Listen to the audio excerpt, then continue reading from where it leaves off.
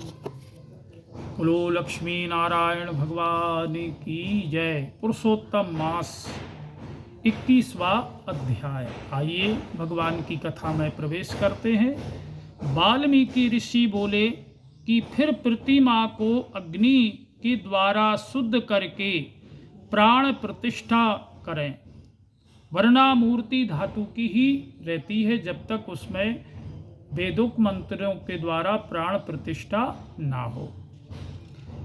तद विष्णु ऐसे पुरुषोत्तम के बीज से जैसे वेदों को मंत्र को जानने वाला ब्राह्मण निरंतर हृदय में प्राण प्रतिष्ठा करे, इस मूर्ति के लिए प्राण रहें, इस मूर्ति के लिए प्राण जाएं। इस तरह प्रतिमा में देवत्व आने के लिए स्वाहा, इस तरह यजुर्वेद के मंत्रों को पढ़ें।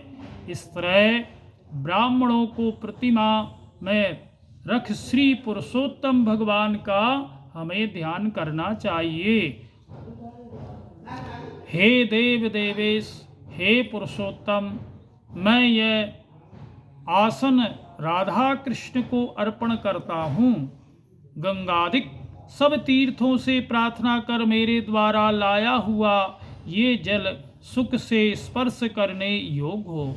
भगवान के चरणों के पाद, उनको पाद धोएं, ग्रहण करो। ऐसा कहकर के पाद देवे गंगा जी से जल ला करके सुंदर कलश में रखे हुए इस गंगा जल का आचमन करिए।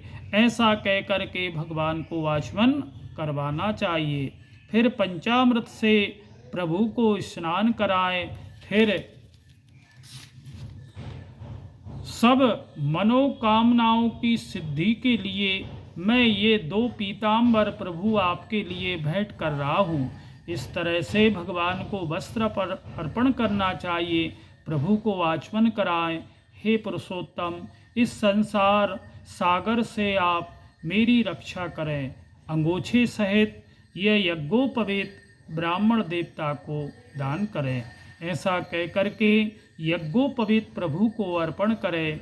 हे श्रेष्ठ, सुगंधित युक्त मनोहर दिव्य श्रीखंड चंदन के लेपन को प्रति के लिए ग्रहण करें। ऐसा कह करके भगवान को चंदन लगाएं।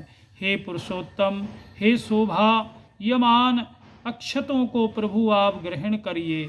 ऐसा कह करके प्रभु को अक्षत चढ़ाएं। इस तरह से सवादि 24 मंत्रों के नाम से अंत में चतुर्थी विभक्ति लगाकर प्रत्येक अंग की पूजा करें।